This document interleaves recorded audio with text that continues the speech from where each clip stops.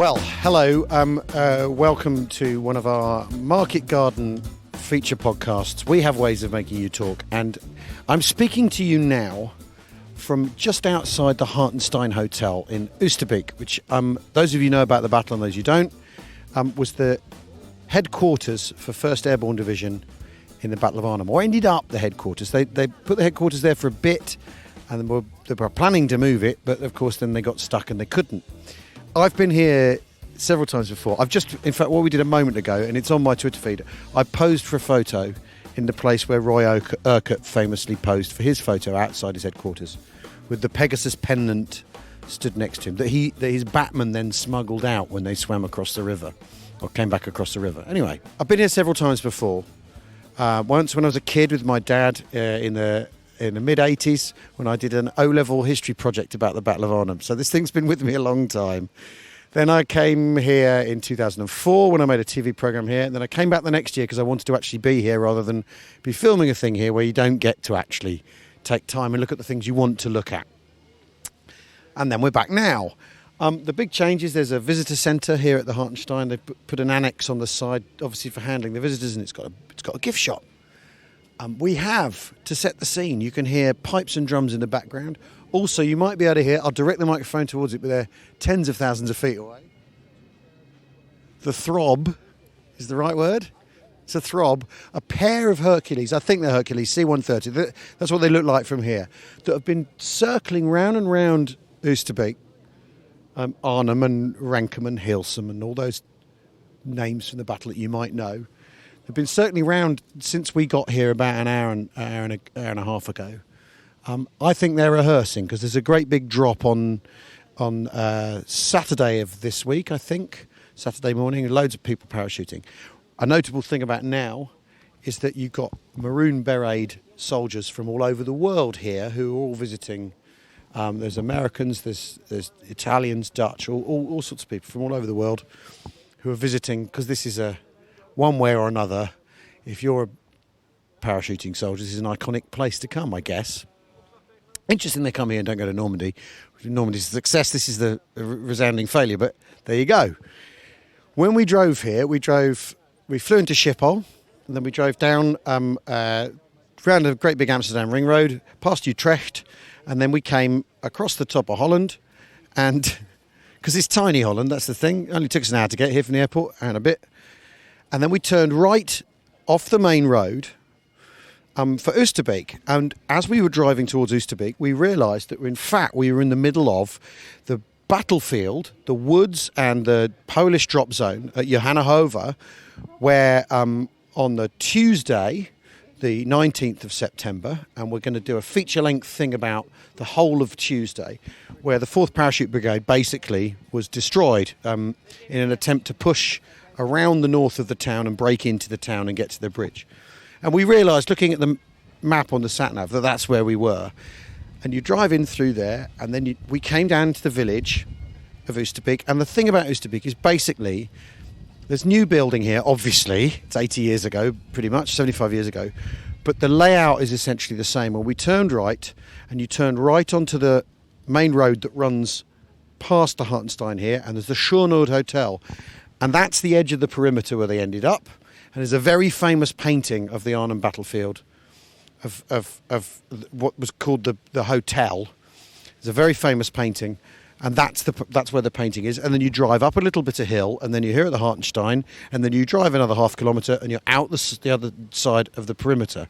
Because the thing, more than anything else, when you come here, when you walk this ground, is how tiny it is. How tiny the area that 1st Airborne ended up in. And there's the pipes again. And the striking thing, of course, is to remember that the Hartenstein's in the middle of this sock-shaped perimeter. By the time they've fallen back, they've lost basically 4/5 of their infantry strength. So you're looking at what's left of 4th Parachute Brigade, which is about 400 people. You've got the Border Regiment, who'd been out in the west defending the drop zones. The King's Own Scottish Borders, who've also had a kicking. Then it's glider pilots, it's engineers, it's the artillery down by the river, it's headquarters soldiers, it's batmen, it's cooks, it's the clerks that they brought with them in headquarters, and that's what we're in the middle of right here. And again, I'm James always says this, and he's not here to defend himself. You've got to walk the ground. Unless you walk the ground, there's no way of really understanding it. The true way of figuring out what's going on is you've got to walk the ground. And he's absolutely right. Because the strange thing about Arnhem, this part of Holland, is it's got hills. You know, you come here looking for windmills, and you can still hear those Hercules. They're still going. You come here looking for windmills and canals. That's not what this bit of Holland's like. There's hills here. You come up a slight slope to the Hartenstein, and the hill rolls gently down towards the river. The tennis courts are over there, by the way. The famous tennis courts, which were used to house German prisoners of war. And the German prisoners were locked in the tennis courts and then cut their own trenches so they weren't hurt by the Germans' own mortaring. And the thing is, there were, at the height of the battle, the last 2-3 days of the battle in the pocket here, you couldn't be out in the open like we are now. There were snipers everywhere. The perimeter was so short, and it's wooded here as well. That's the other thing. So the Germans would try and infiltrate through the woods and have to be chased out. James is right. You have to walk the ground. I'm quite annoyed that he's right. I'm not here to take the mickey out of him. But there's something very resonant about being here and knowing that you want to use the expression eye of the storm, but this wasn't the eye of the storm because they were right in the middle here. They were being mortared. They were being shelled, snipers, the whole thing. So here we are at the Hartenstein Hotel, and we're going to go into the hotel, into the museum, and we're going to meet Paul Reed, who is a battlefield guide. Who knows every inch of around here, and so I'm probably going to embarrass myself. Right, okay, so we're just outside the gift shop at the Hartenstein, which wasn't here last time I was here, and I'm joined by Battlefield Tour Supremo, Paul Reed. Welcome, Paul. Thanks, Al. Good to be here. Busy time for you. It is this time of year. It is, yeah. We've got a lot of coaches out for the 75th anniversary this week, and for me, it sort of marks about a quarter of a century of coming to Arnhem as a visitor, as a battlefield guide, as a historian, and bringing veterans back here. Yeah. So it's always a special time of year, really. Fantastic. And the museum, because the last time I was here was 2004. This is all new here. You could probably hear in the background. It's very busy. Obviously because it's the anniversary. It's throngs of people and people from armies all over the world. But this is all new. This museum's new. This glass bit on the side, and it is. I mean, they've taken the original building of the Hartenstein, and it is the original building that was here in 1944. It's still got battle damage on bits of it, you can see, and they've turned it into something modern and new for new visitors. You know, because we might know the story of Operation Market Garden, but many people coming here for the first time don't. And this sort of museum, I know, it's incredible to believe that, but many people don't, and they need some interpretation, and that's what museums like this are about. So it's not for the Arnhem nuts, of which there are many. It is for the ordinary person coming here trying to understand what happened here and where it happened. And am I right in thinking they've extended it underneath and everything? So they have, yeah. So they've used the original building as much as they can without damaging the internals of that, and then they've created a huge space underneath the back of the park, close to where the tennis courts were during the battle, where they kept German prisoners and so on. There's those famous photographs there.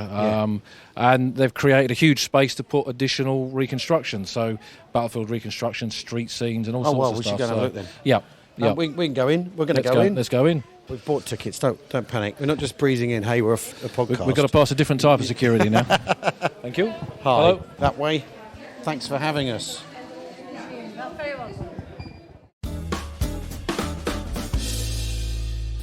So we're through security. Well, we had to show our ticket receipt. There's a cafe here, but this was a hotel, wasn't it? It was a hotel, yeah, and you know, it's quite fitting, I suppose, that there is a cafe here. There wasn't a cafe for Urquhart and his staff.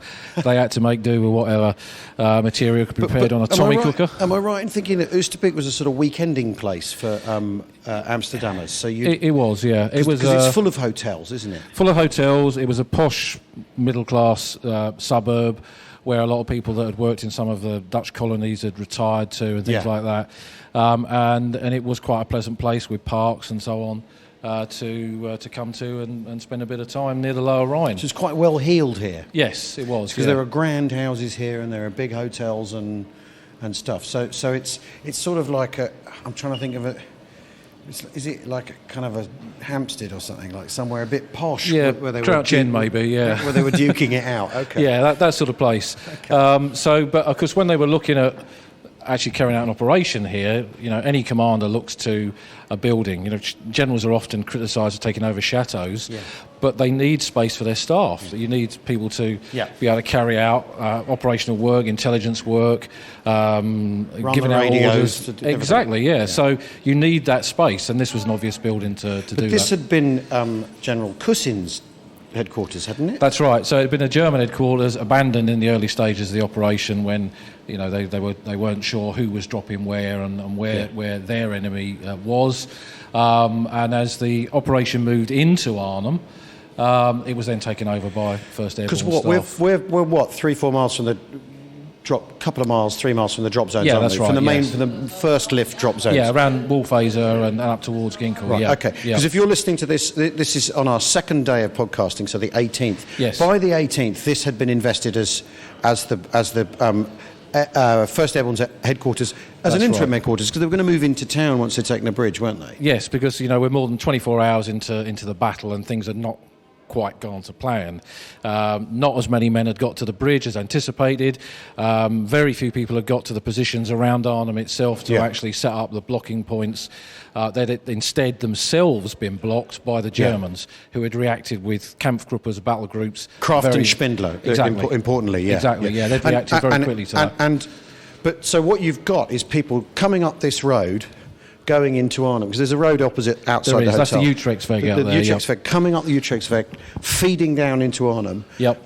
But this building, because this, after all, on the night of the 18th, if I'm right in thinking, that's when you've got Hicks and Hackett having their terrible argument in the basement here about who's actually in charge in the absence of Urquhart. Yes, because he's gone on his cook's tour to try and find out what's going on. Flapping around like a great wet hen is what one account says. There are many armchair generals when it comes to Operation Market Garden, but for any divisional commander to go off on his own to survey a situation is an interesting scenario. I mean, he literally goes off on his own, doesn't he? Yeah. He attaches himself to Lathbury, who's Brigadier of 1st Parachute Brigade, and off they go. Yep, that's right. And, a senior officer like that has staff. Yeah.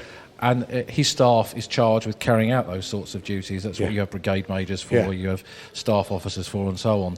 Not the divisional commander. Yeah. And it creates a vacuum because it removes that central point and takes him away from the decision-making process. And that's when you get the arguments. Because after all, people are meant to come to him and say, what are we going to do now, rather than him thinking, what do I do now? Exactly. Sat in a loft with Jimmy Clemenson. So exactly, waiting for panzers to move on, etc. Right. So, but they wouldn't have been upstairs, would they? It was mainly downstairs. It was mainly downstairs, in the basement. yeah, that's right, because the upper levels, of course, were susceptible to shell and mortar fire, increasingly as the battle went on. Yeah. We're coming into the sort of main fabric of the building now. Although this is a new modern museum, one of the things I like is this room, because it's full of sets of medals to the ordinary guys that were here. Yeah. These aren't the generals, these aren't the brigadiers. There are 1 or 2 battalion commanders' medals here, but these are the ordinary guys that were part of that incredible 1st Airborne Division, who have now faded away, and their families wanted to have their memory perpetuated here at Arnhem by having their medals on display, and it's great. Is that Smythe, who was he 156? Yep, battalion commander. That's right, and there's Reg Curtis there, who I knew. He was in the Shoe Nords, lost his leg in his battalion's advance on the bridge. It's quite incredible for me to come here and actually see the medals of men that I've met over the years. And of course, not just British and Commonwealth soldiers. We've got medals of some of the Polish airborne guys that were here as well. As a pilot, I assume, there. That's right. The RAF, as you know, played that key role in trying to resupply 1st Airborne Division here. So they're well represented. I mean, it's a good cross-section of the men that were here and the different backgrounds that they came to, because 1st Airborne was made up, as you know, of men who were from a lot of different backgrounds from a military point of view. And their medals reflect that service in North Africa and Italy, and in some cases they were regular soldiers from before the war. Well, a lot of the 1st Parachute Brigade were guardsmen, weren't they? There were a lot of guardsmen in the original cadre, weren't there? Absolutely. Reg Curtis, I mentioned before, is an exact example of that. And there's Kate ter Horst. Yes, the Angel of Arnhem. One of those incredible figures of the story of the Battle of Arnhem that's took the wounded in and in a house and Yes. and basically ran a field hospital in a front room. I mean, a bit of Bridge Too Far, the film, Yeah. which is reasonably accurate. on that bit. Yeah. We've got to. I mean, Take the rough with the smooth with that film. As a battlefield guide, we often show that film on the way in, and then you spend the rest of the tour debunking the myths that everybody has accepted within it. Yeah. So it's an interesting use of Hollywood in that respect. That's putting that very tactfully. That film, I love. I'm annoyed by that film in equal measure. Yeah, it's one of the greatest war movies. I went to see it several times with my dad, who was a veteran of the war. He fought at Anzio, he said, well, no war movie can ever really relay what that experience of war was like. Yeah. But for him it was accurate in inverted commas. Yeah. Yeah. Now this part of the building is an important one because this was the main way in and out. Right. And a lot of the photographs that we know of the battle were taken in this part of the building. There's a picture of a guy with with a carbine sat in his right. window. That's the front there with the bay windows. That's the front window. The guy with the carbine. There's a little carbine. balustrade of the front patios out there. You can Yeah. see that in the photographs.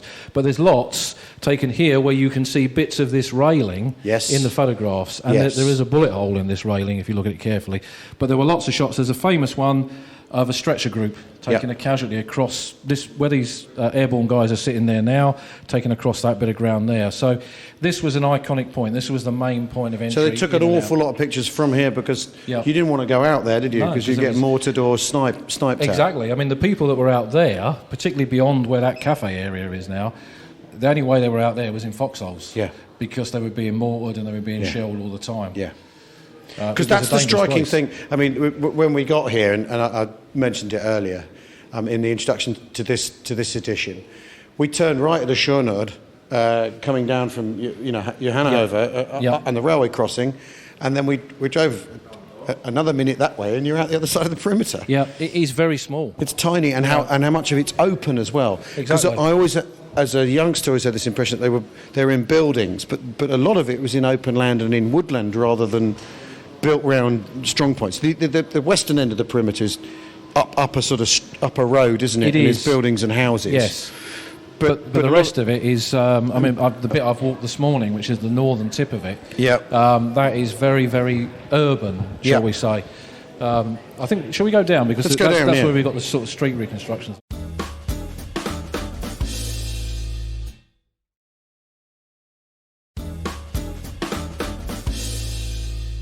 Right, now I remember these are the dioramas or the mannequins and stuff I remember as a kid. Yeah, this is your sort of classic museum reconstruction, and all original kit in there. Yeah. And many artefacts in these displays donated either by veterans or the family of veterans. And this depicts Urquhart he's finally back at headquarters. Yeah. He's looking at a map. Yeah, what the hell is going on? What on earth is going on? Yeah. Where are we? Are we still at the bridge? Yeah. There's a signalman here. Can anyone get through to 30 Corps? Exactly.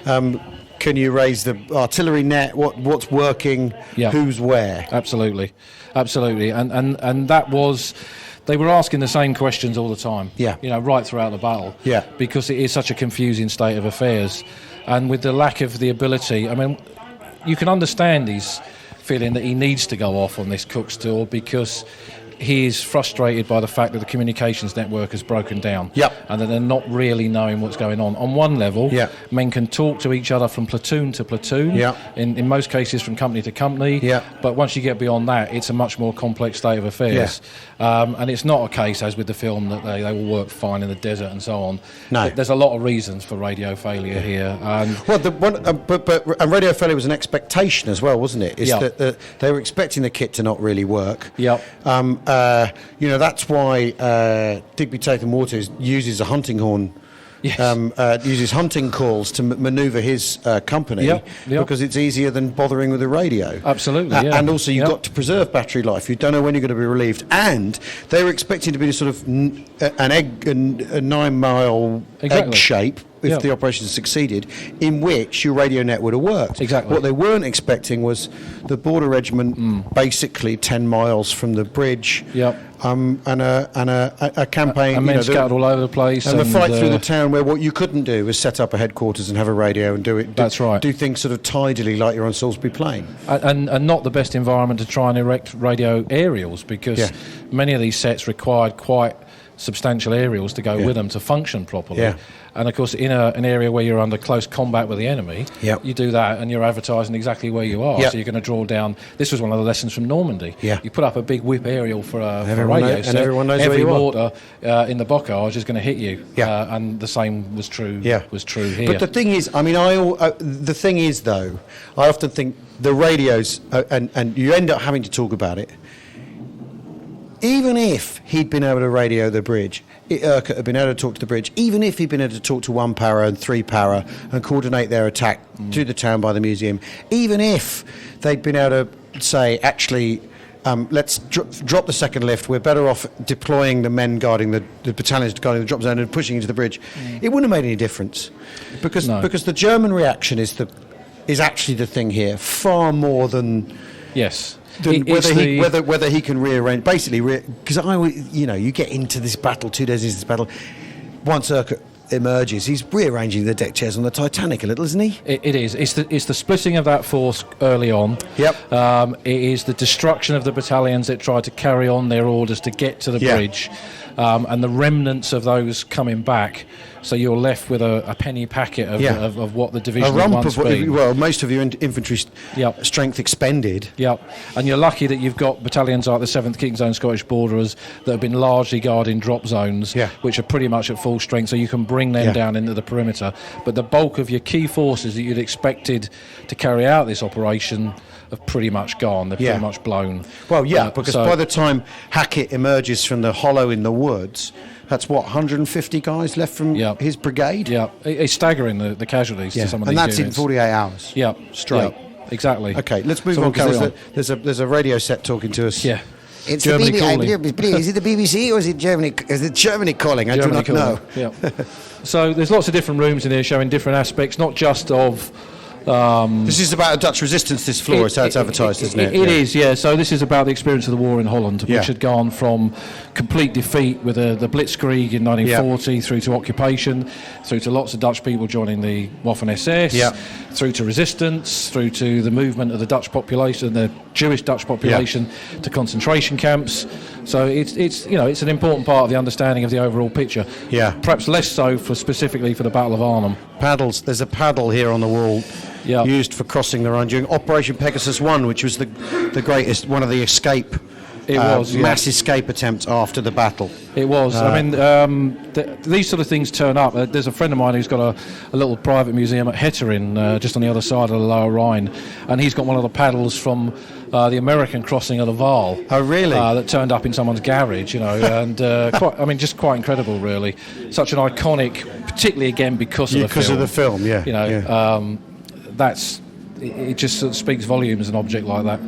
So this museum has changed enormously since last time I was here. It's to tap into a new generation of people. So and to show objects in context and try and add some sort of dimension to them, which is forever a struggle with museums. Yeah. Well, I suppose like you said earlier, people don't know the story of Market Garden. No. And know even less about what happened in Holland between 1940 to 44. Yeah, absolutely. Yeah. There is a very good episode of The World at War about that, which gives you a bit of an insight into the fate that Holland had in those periods, those years of the war. But most people aren't aware of it. No. But the interesting bits, I suppose, from trying to understand the battle is the street reconstructions and battlefield stuff, which is down on the next bit. Oddly enough, I live in West London, and there's one little neighbourhood I walk through to visit a mate. Well, go to the pub. This friend of mine lives next door to a pub, so he's always good for a visit, right? And there's a little set of streets I have to walk through that are just like the streets over in the town near the hospital, right? That sort of estate where Urquhart got caught, got trapped. Little narrow alleyways. Little narrow alleyways and gardens and hanging gardens and proud little brickwork and all that sort of thing. And it does look like a garden suburb there when you look at it. And every time I walk through there to see this mate, I'm reminded of that spot and what happened there. Yeah. And kind of how ridiculous it is. Yes. So we just keep going. Working way downstairs. I mean, this. Otherwise, you'll end up in the airborne toilets.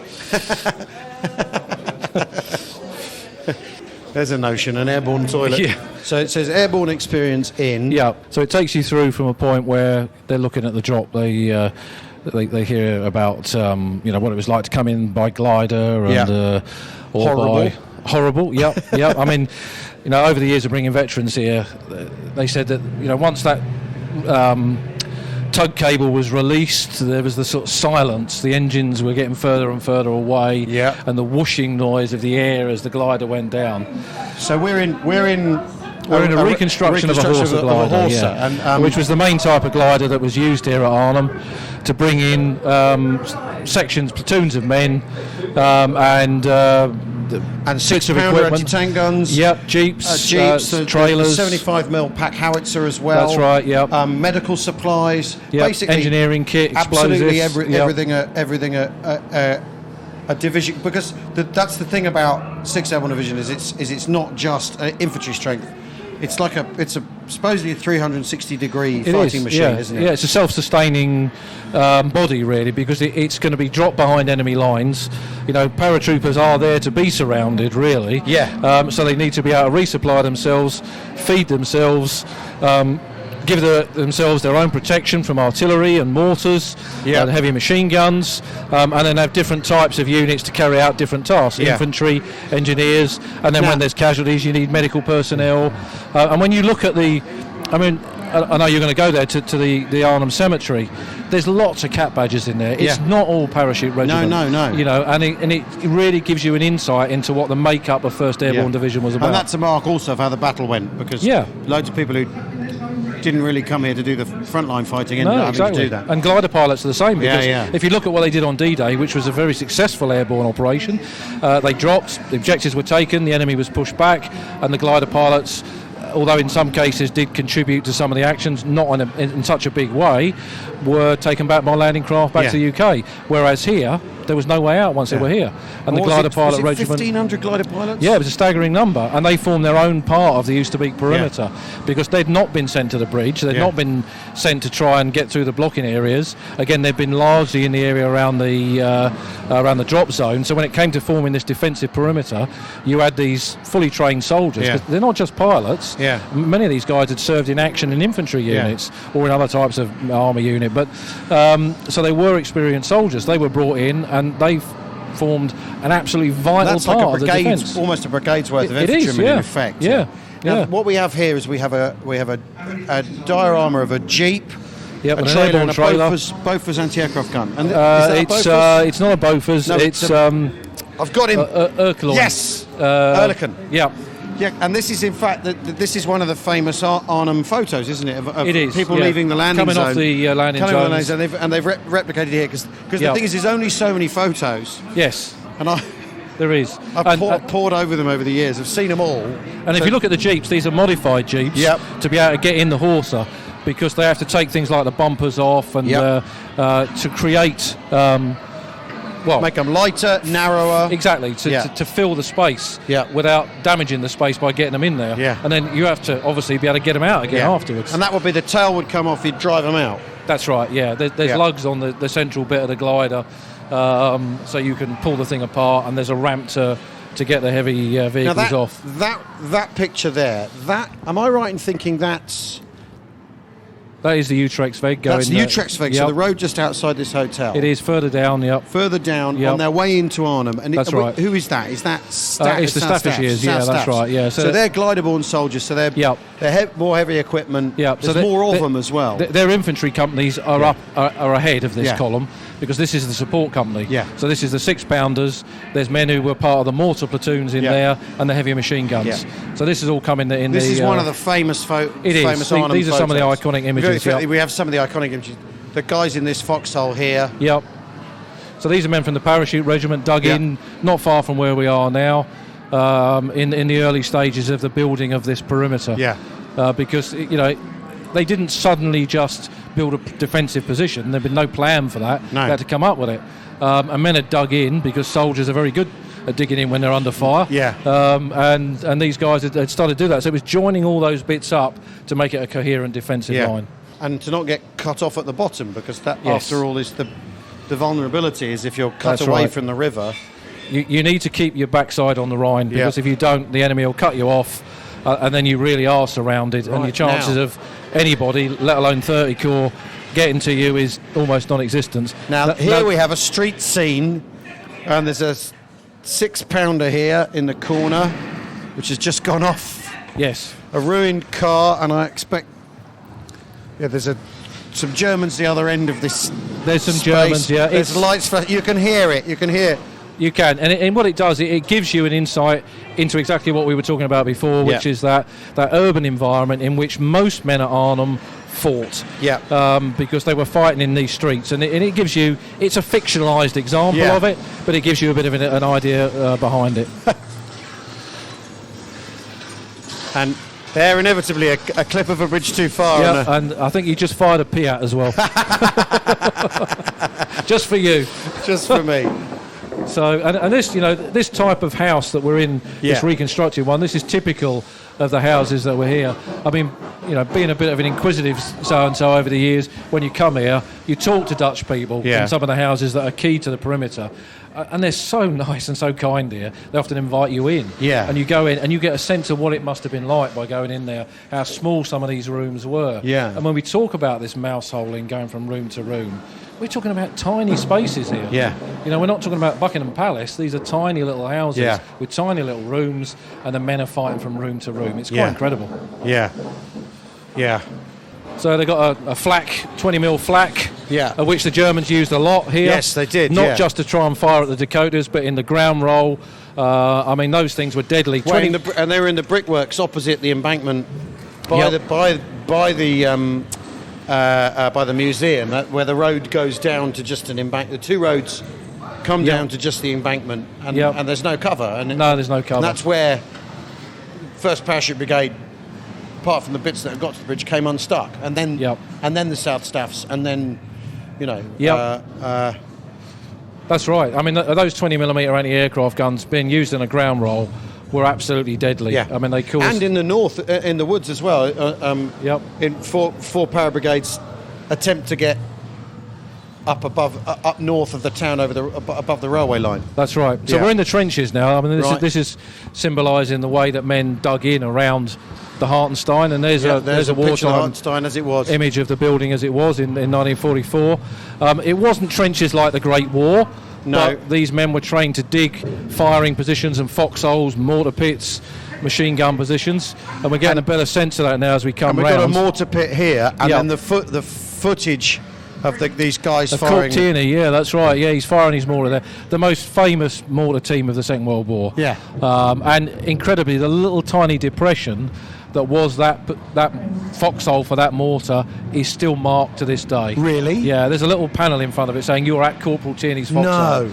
And it's only a tiny little dip in the ground. Yeah. But yet, for people coming here, it's one of the things. Well, they the always elevation of want that mortar, the enemy aren't very far away, are they? They're not very far. No. I mean, they're using, as with here, the 3-inch mortar, which was the standard one that they brought in.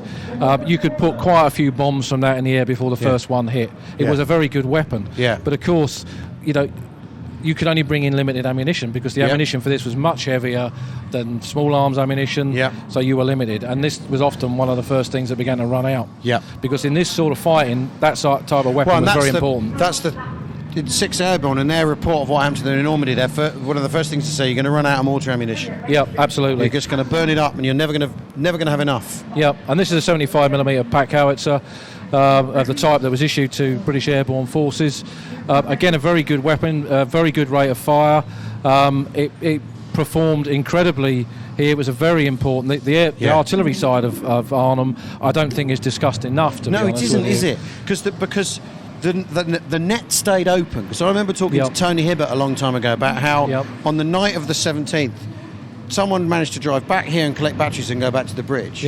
In his Jeep. He did it. Yep. The route was still open, the southernmost route.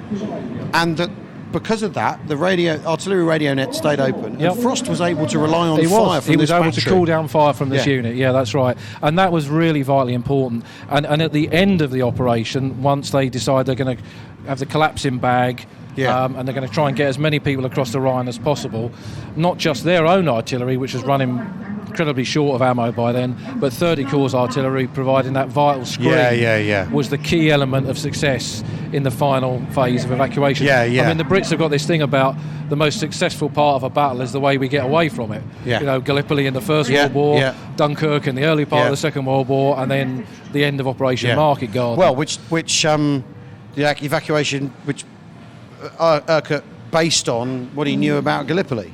yeah, didn't he? Exactly. Yeah, exactly. And then this represents getting back across the This Rhine. represents getting back across the Rhine, yeah. And which, at the end of it, when you look at what they were able to do, it's incredible they got anyone back across. Yeah. And it presented a great problem for these men because, you know, airborne forces were trained to do a lot of things. But Swim wasn't one of them because that's not what they were thinking they were going to be Because doing. I mean, the thing that I mean, we're going to walk the perimeter later in this series of podcasts, and we'll be down at the bridge where at the church where Lonsdale Force were. Yep. The Rhine is enormous. It is. The rivers here are huge, which is why obviously taking great big proper road bridges across them is so important. because Absolutely, yeah. The rivers are huge and fast flowing, and when Absolutely. you see the freight traffic that goes up the Rhine round here, it makes the Thames look like a Vickers Pond. It's ridiculous. Absolutely, yeah. I mean, I've interviewed a lot of guys that swam the Rhine. Yeah. And they saw guys go in wearing their full kit, in some cases with their webbing. And the webbing took on the weight of the water, Yeah. and these guys got dragged under. So very, very quickly, guys realised you got to strip off. Yeah. And one guy, he said, that's it. I stripped down to my underpants and I went in. I said, well, hang on a minute. I said, you're wearing your beret. You told me that's your original beret. He said, yeah, that's correct. I said, well, how did you get that across then? So I stuffed it in my underpants. Right, and then what we have here. Then we're looking at the cost. You know, Yes, so this brings out the cost in the British Airborne forces, the Polish forces, Yeah. the German side, and then of course the Dutch, because a lot of Dutch people got caught up in the middle of this, particularly in Oosterbeek. And around Arnhem Bridge, and then subsequently we bombed that area around Arnhem Bridge, which is why many of the men who from 1st Para Brigade who were killed there are buried on spot, do not have any known graves, because their graves were bombed and destroyed by subsequent RAF activity there to bring because there's an effort the bridge to down. deny Arnhem to the Germans. That's right. Yeah, that's right. So you know, it was a costly operation, and I'm sure historians and podcasters and television documentary makers will be asking, you know, could it have succeeded? Well, any operation might have succeeded. It nearly did, but there were so many elements at play with this mix of bad luck. There's so many of moving weather. parts is the problem. Perhaps too many. I think that one of the lessons is if you have too many layers to something, then you're inviting disaster. And that was a key element to this. I mean, the really striking one here is that the tallest column is prisoners of war, which is 6,500 Allied prisoners of war. So basically, That's right. what is it? 1,700 men escape, 1,500 men are killed here, and the rest are in the bag. They're in the bag, yeah. So when we look at the casualty rates of some of these battalions, and percentage-wise, they're very high. Yeah. Casualties doesn't mean dead. It means men who are no longer combat effective. Yeah. Whether that's wounded, whether that's killed in action, Yeah. or whether it's taken prisoner. And here, it is a huge number of men that go in the bag. Well, because you end up with 10 guys left from some outfits. That's right, as far as they know. Companies reduced to 10 people. Yeah. Battalions reduced to 50. Absolutely, they're struggling to find anybody from some of the smaller units. Probably only a handful of men ever got back across the Rhine. Yeah. And if you look at the medical side of it, a lot of the medics, some of which were conscientious objectors, elected to stay behind. Yeah. That they were given the chance of getting across, but they refused it because they wanted to stay with the wounded to make sure they were cared for properly. Yeah. Which, you know, I think is another type of bravery altogether. Yeah. I mean, the interesting thing, more Germans wounded here than British soldiers. Yep. So the cost for the Germans is also It is. is really high. In that street fighting, the Germans initially were pretty cocky. Yeah. Because I think that they never really understood Allied airborne forces, because they based, I would guess, their assumptions on it from their own, which were very different to ours in many ways. And when we look at what they did, they forgot that we had heavy machine guns. They forgot that we had mortars and anti-tank weapons, and they underestimated us really, and it cost them dear. Yeah. There's a bit of ground when you go up the Stationweg. Yep. Up towards the cemetery. There's a whole row of houses from the period there, and they were the front line, in the early stage of the perimeter battle. And there was open ground opposite those in 1944 where there's flats now. But that was a kill zone for the Germans because they just walked straight into it. Yeah. Guys dug in houses with heavy machine guns and Bren guns and submachine guns and mortars and everything else. It played absolute hell's bells. With those early German assaults. So, the Germans paid a heavy price. Right, well, I think we're in the lift now. We're leaving the museum. Thanks very much, Paul. My pleasure. Just fantastic to have you to talk about this. My pleasure. And we could talk all day. Yeah, well, if James is ever tied up.